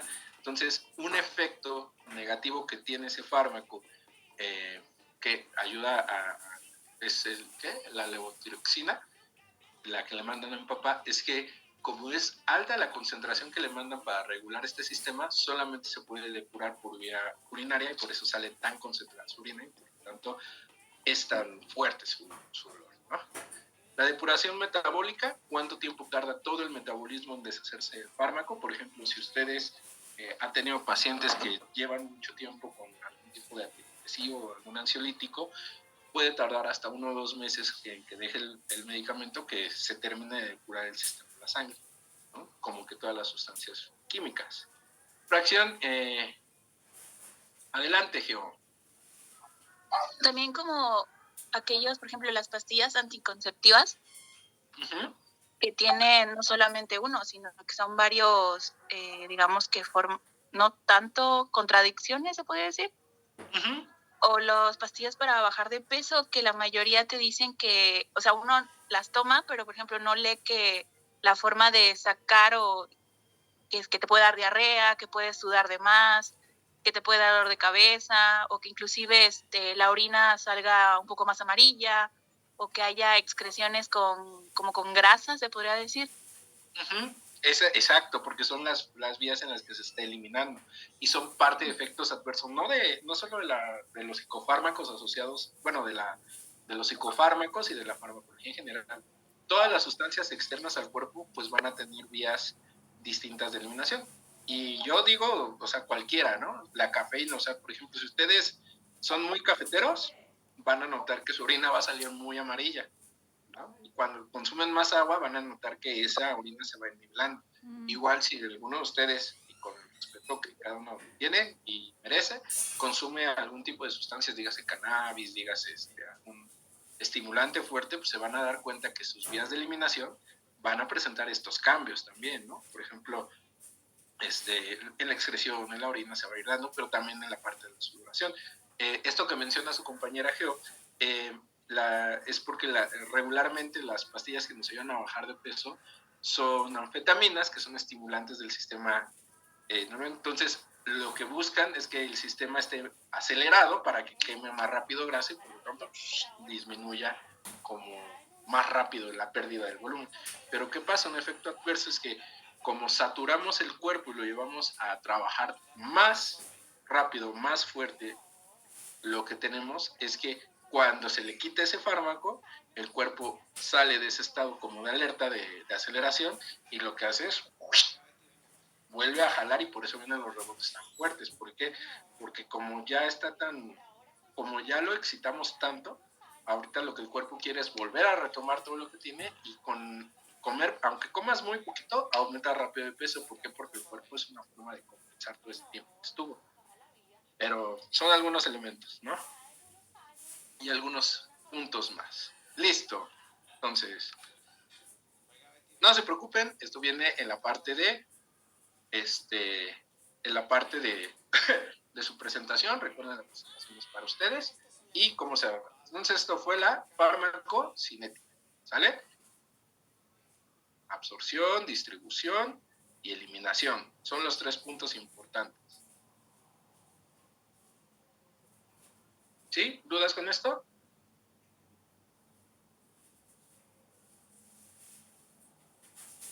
No. ¿No? Perfecto. Ok. Solo, disculpe, ¿puedo poner tantito la tablita de la absorción? Claro, aquí la tiene. Tantito. Sí, claro, con gusto. Aquí ustedes, yo expongo y ustedes disponen. Entonces, con confianza me pueden decir, les regreso y me detengo en lo que no les quede. Esta me gustó, Sí, ya, gracias. la saqué de una guía de práctica clínica muy bonita de farmacología general, pero creo que me ayudó como a este punto. Y ahorita lo van a ir hilando. Ya iremos hilándolo todo al final, pero tranquilos. Okay. Farmacodinámica, ¿no? Es el estudio de los efectos bioquímicos, fisiológicos y moleculares en el cuerpo y comprende la unión de receptores, incluida la sensibilidad de estos, los efectos post-receptor y las interacciones químicas. Es así que ayuda a explicar la relación entre la dosis y la respuesta, es decir, los efectos del fármaco. Este es lo que nos va a decir qué tanto nos va a dar una dosis, ¿no? Lo que nos va a permitir comprender por qué a mayor o a menor dosis se va a tener. Y esto tiene que ver con la farmacocinética. ¿Por qué? Porque dependiendo de variables como el sexo, la edad, ¿no?, el estado de salud de la persona, tenemos que determinar la dosis, ¿no? Por ejemplo, algo que yo les comentaba, mi papá toma la levotiroxina, tiene este efecto de que su concentración de orina es más fuerte para poderlo desechar. Pero ¿qué creen? Mi señor padre, aparte de tener el problema de la tiroides, tiene problemas de incontinencia urinaria. Entonces, ¿cuál es el problema? Que le tengo que mandar un fármaco que le ayude a aumentar el periodo de latencia de contención urinaria y pues algunas medidas conductuales más. ¿Por qué? Porque mi señor padre es un hombre de 70 años que tiene sobrepeso, que no hace ejercicio y que tiene una muy mala alimentación. Y que aunque lo hemos querido modificar, el señor como buen viejito es muy necio. Pero bueno, ahí lo vamos logrando. Pero bueno, ¿sale? Entonces, esto es muy importante. ¿Por qué? Porque vamos a saber con la farmacodinámica hacia cuáles son los targets de lo que se queremos dar con estos modelos, o más bien con estos fármacos, y hacia dónde queremos ir, ¿no? Para ello, pues la farmacodinámica nos da los tipos de efectos farmacológicos, ¿no? El efecto primario es el efecto fundamental terapéutico que deseamos de la droga. Por ejemplo, un ansiolítico que queremos disminuir las respuestas fisiológicas de la ansiedad, ¿no? La sudoración, la taquicardia, la sensación de incertidumbre, ¿no? Esas son las cuestiones que queremos disminuir con el fármaco. ¿Que le vamos a ayudar a la persona que deje de evitar? No, esa no es la función del fármaco, ¿no? Entonces, el efecto primario y el efecto que queremos, ¿no? Si tenemos catarro y nos tomamos un Nex, ¿cuál es el efecto primario que esperamos? Que desaparezca. Probablemente los efectos que nos puede dar el catarro, por ejemplo, el escurrimiento nasal. El cuerpo cortado, ¿no? Entonces, el efecto primario del Nex es que me quite esta sintomatología. ¿Sale? Bien. Aquí es donde viene otro efecto, el famosísimo efecto placebo. Son manifestaciones que no tienen relación alguna con la acción realmente farmacológica. Y el efecto placebo muchas veces es como que estas situaciones donde yo me tomo algún medicamento porque me dolía algo y me sirvió, o yo me sugestioné y es donde se está dando. Para ello es que cuando se hacen los ensayos clínicos aleatorizados, se les da un placebo para determinar que el fármaco sí es el que está generando ese efecto y no es la sugestión de la persona. ¿Vale? Bien. Efecto indeseado, cuando el medicamento produce otros efectos que pueden resultar indeseados con las mismas dosis que produce el efecto terapéutico, ¿no? Por ejemplo, el efecto indeseado, ¿no?, que nos puede dar no sé, por ejemplo, un antipsicótico, es que estemos, es un decir, ¿no? Es que estemos, o sea, ya no estamos como con la idea delirante, pero ahora estamos temblando, ¿no? Es un efecto indeseado que se me está dando. Entonces ahí es como se va a dar. Efecto colateral. Efectos indeseados, consecuencia directa de la acción principal del medicamento. ¿Se acuerdan que muchas personas después de que se vacunan contra se me fue el nombre de esta enfermedad, que son de las campañas que hacen de vacunación, no del COVID, de la otra? Influenza. Influenza, gracias. ¿Se acuerdan o no les llegó a pasar que había gente que se inyectaba y ahí mismo se empezaba a sentir mal por un efecto fuerte del medicamento, y que le decían las enfermeras que era normal que después de la inyección se le dieran como que estas contracciones? Ese sería un efecto colateral. Le está ayudando, pero también viene como estas situaciones, ¿no? Efecto secundario son efectos adversos independientes de la acción principal del fármaco. Aquí sí era cuando nos pusimos la vacuna del COVID, que podíamos tener dolor en el área, que podíamos tener escurrimiento nasal, dolor muscular, y que pues, nos podíamos sentir mal. Eso sería un efecto secundario. ¿Sale?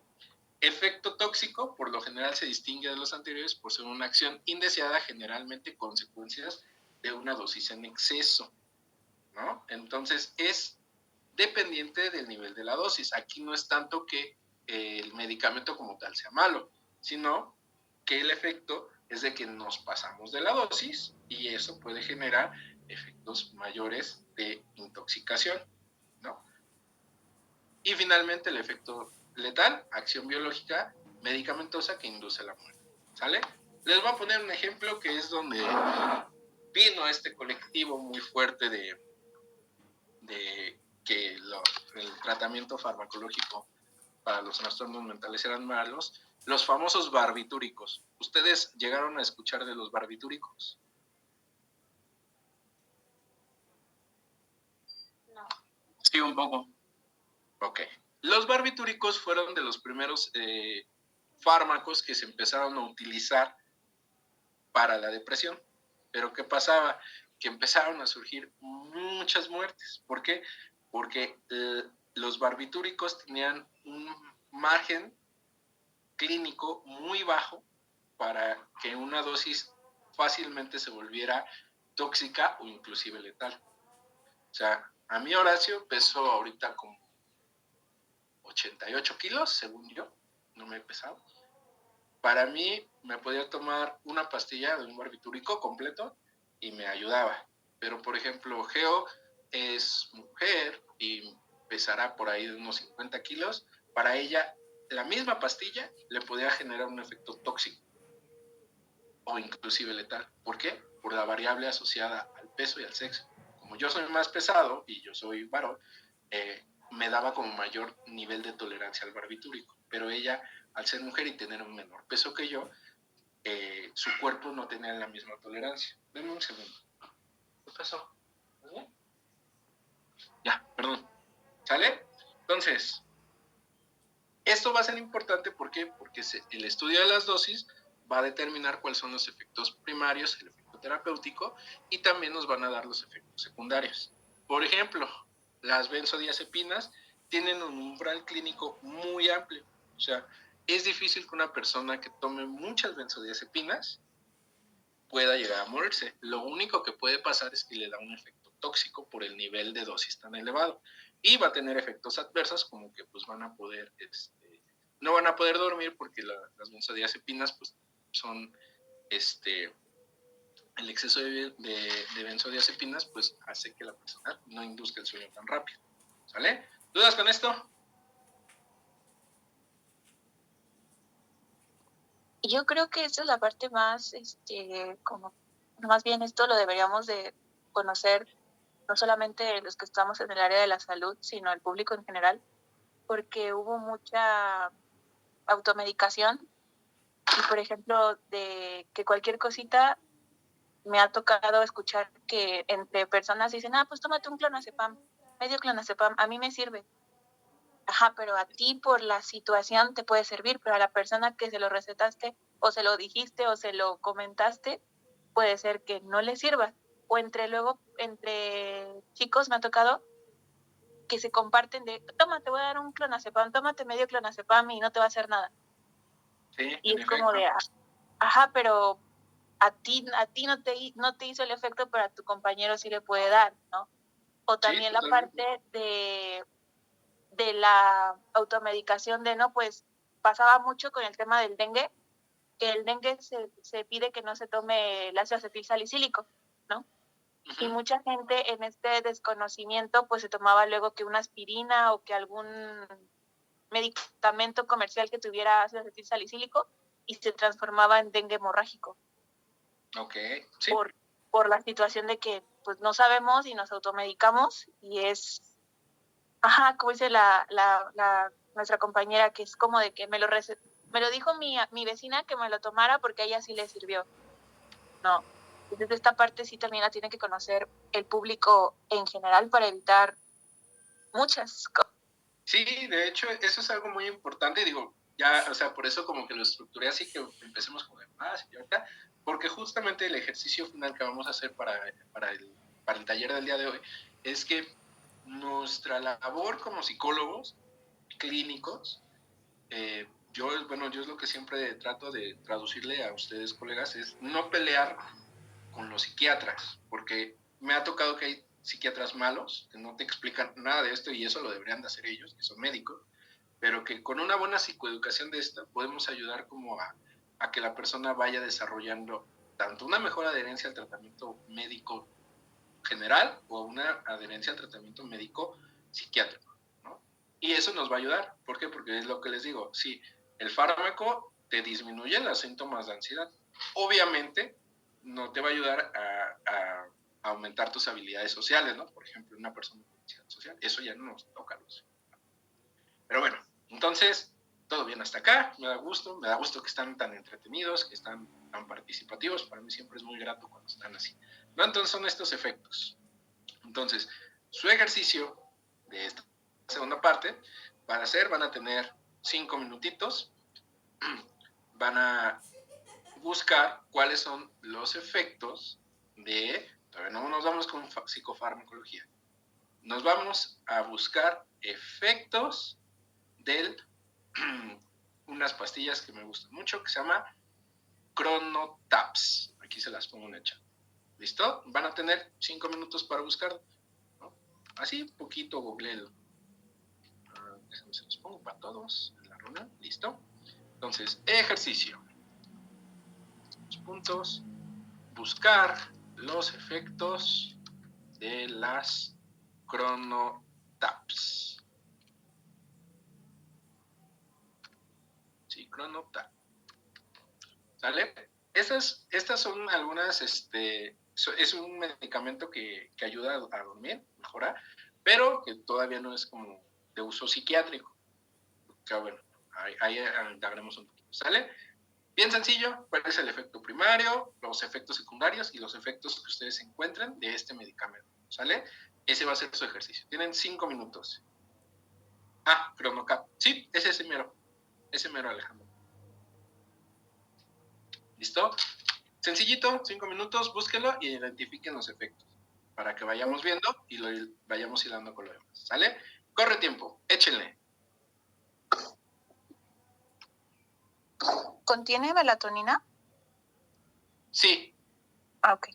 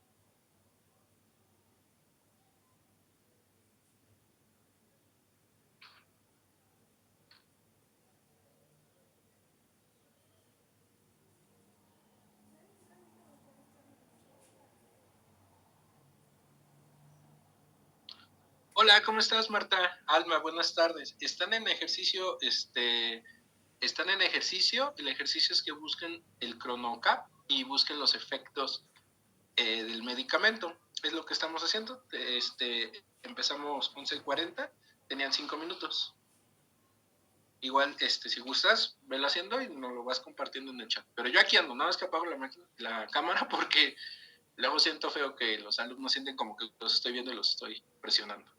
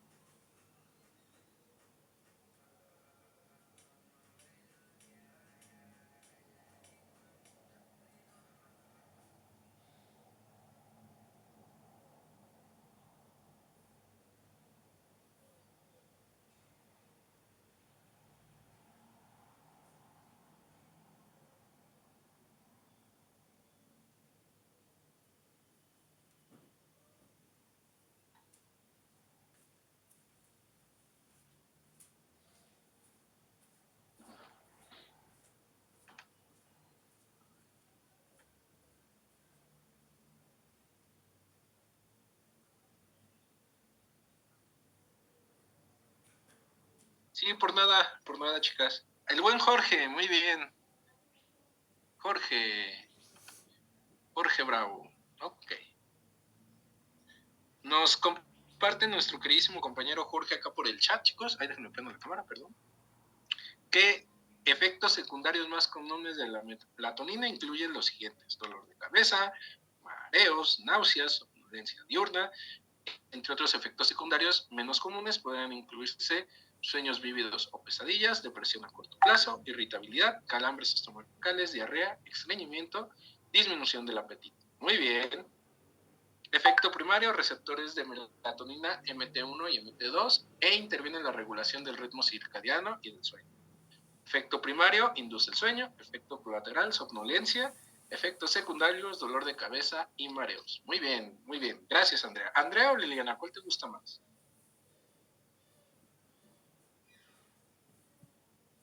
Andy, perfecto. Gracias, Andy. Muy bien. No se recomienda que se consuman los conductores. Puede ocurrir cefalea, mareos, náuseas, somnolencia. La melatonina puede empeorar la depresión existente. La melatonina puede permanecer activa por más tiempo en las personas mayores que en las jóvenes y causar somnolencia. Muy bien, muy bien. Ok, bueno. Además de para que no se me aburran y no sientan que solo hablo y hablo, es justo el objetivo del taller, como lo estructuré, es que justamente ustedes vayan viendo esta lógica, ¿no? ¿Por qué? Porque eso es lo que nos enfrentamos el día a día y digo, si ustedes seguramente ven más pacientes de los que yo veo, pues van a tener eso, ¿no? Que van a llegar los pacientes y les van a decir, es que fíjese, no sé, a ustedes, a mí me ha tocado que desde la licenciatura me dicen doctor, cuando doy consulta psicológica, me dicen, fíjese, doc, que la verdad es que no, pues es que ya me han cambiado el medicamento, primero me dieron esto, luego me dieron lo otro, luego me dieron aquello, y traen un cóctel de medicamentos, entonces el ir explicando todo esto siempre les va a ayudar a los pacientes también como para quitarse esa parte, ¿no?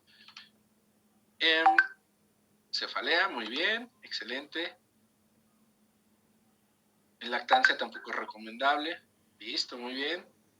Muy bien, muy bien. Jasmine, muy bien, te agradezco. Tú fuiste más práctica. Ahora ahí les va el pantallazo. Pero muy bien, ok, listo. Entonces, ya vimos. Y ustedes ahí mismo, si se dieron cuenta cuando estaban buscando los efectos, pues les fue dando esta parte de cuáles son las vías de administración. Pueden ser las vías de administración, puede ser oral, puede ser nasal en algunos medicamentos, puede ser intravenosa, ¿no? Esa también va a ser, o puede ser sublingual, ¿no? Pero por ahí va a ir dependiendo. Regularmente los psicofármacos psiquiátricos son de ingestión oral, o sea, muy pocos se llegan a inducir por vía sublingual y mucho menos por vía intravenosa, pero pues puede haber algunas situaciones en las cuales sí es necesario. Por ejemplo, cuando están las personas en una crisis muy fuerte, pues sí les llegan a darse antes vía intravenosa para que se estabilicen y puedan darlo, ¿no? En estas crisis psiquiátricas muy fuertes se les puede dar, ¿no? Muy bien, qué grato ver que todos están participando. Muy bien, entonces me encanta porque no solamente buscaron efectos, también ya están poniendo algunas cuestiones de indicaciones y eso está genial, ¿no? Entonces ya también por ahí alguien puso cuáles son los mecanismos o vías de acción donde inhibe. Entonces ya vemos que también la parte de neuropsicofarmacología también está presente. Entonces, muy bien. Y pues algunas indicaciones generales. Excelente. Bueno, entonces, continuando con esto un poquito. La dosis. Dosis como tal va a ser cantidad del principio activo de un medicamento expresada en unidades de volumen o peso por unidad que toma en función de la presentación que se administrará de una vez. O sea, y en términos más sencillos, porque este lo tomé de términos médicos, es que cuánta cantidad va a presentarse del ingrediente activo de la sustancia del fármaco en una persona, ¿sale? Para ello, yo me voy a apoyar de que se lo mandaron a mi enano. El enano tenía problemas porque al parecer tenía infección de vías urinarias y le mandaron cefalexina, 100 miligramos, 100 gramos y 100 mililitros sobre 50 miligramos, ¿no? Entonces, la cantidad va a ser eso, los 100, ¿no? Diluido en 5 miligramos. O sea, hace que la dosis que me están dando es 100%, 100 gramos de la cefalexina, el principio activo, diluido en 5 mililitros de agua, ¿sale? Entonces, esa va a ser la dosis que se va a dar. ¿Para qué? Para un niño de su edad, que tiene 7 años y que pesa 23 kilos de amor, chaval, ¿no? Entonces, esa va a ser la dosis, ¿no? La cantidad. Y la dosis, pues nos va a mayor dosis, pues va a producir un efecto mayor o puede tener efectos colaterales o secundarios, ¿no? Por ejemplo,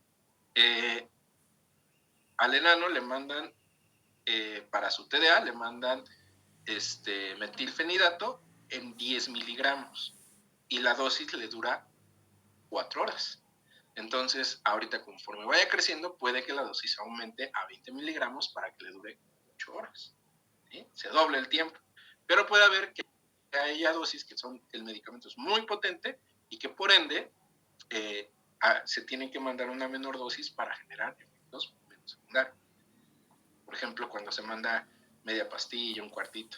Por ejemplo, a mi papá le mandaban 100 miligramos de Leutirox, pero como vieron este problema renal, se lo redujeron a 80. Entonces, él cambió la presentación de 100 gramos por 80. ¿Para qué? Para que solamente es una dosis menor la que le ayude y no le dé tantos efectos adversos. ¿Sale? ¿Dudas con esto? No, ninguna duda. Perfecto. Muy bien. Ahora, y ya para ir terminando antes de irnos el próximo break. Tipos de dosis. Tenemos la dosis subóptima o ineficaz. Es la máxima dosis que no produce efecto farmacológico apreciable, ¿no? Ahora les doy un ejemplo clínico de esto. Dosis mínima es una dosis pequeña y al punto en que empieza a producir un pequeño efecto farmacológico evidente. Dosis máxima es la mayor cantidad que puede ser tolerada sin provocar efectos tóxicos. La dosis terapéutica es la dosis comprendida entre la dosis mínima y la dosis máxima. Dosis tóxica constituye la concentración que produce los efectos indeseados. Y una dosis mortal, una dosis que inevitablemente produce la muerte, ¿no? Algo que me pasa a mí mucho en insomnio es que llegan pacientes que ya están como muy dependientes de los medicamentos que inducen sueño. Entonces, lo que trabajamos con la terapia cognitivo-conductual es que vaya generando estos hábitos y que si lo recomienda su médico de cabecera, vaya disminuyendo la dosis, ¿no? Entonces, de tener pacientes que se aventaban 2 pastillas para dormir, los hemos dejado hasta que se toman un cuarto de pastilla, o sea, es una cosita así, y es más que nada como para para que la persona paulatinamente la vaya dejando y se dé cuenta que ha mejorado, ¿no? Y que pues, sabemos que la dosis de esta mini pastillita pues realmente genera un efecto placebo en la persona, o sea, ya no tiene ya es ineficaz la dosis que se está tomando, pero para la persona sigue manteniendo como ese efecto placebo de que, bueno, sí disminuir las pastillas, pero para no recaer sigo tomando ese mini cuartito de pastilla, cosa que ya no vamos a hacer, ¿no? Pero bueno, aquí, bueno, por el tiempo ya no nos vamos a ir a hacer el ejercicio, pero sí voy a ir dándole algunos ejemplos, ¿no? Dosis mínima, por ejemplo, los 20 miligramos que le pueden dar, me parece que a mi papá, lo mínimo que le pueden dar para que no tenga efectos que se le desregule la tiroides con el Eutirox, es si mal no recuerdo, de 40 miligramos.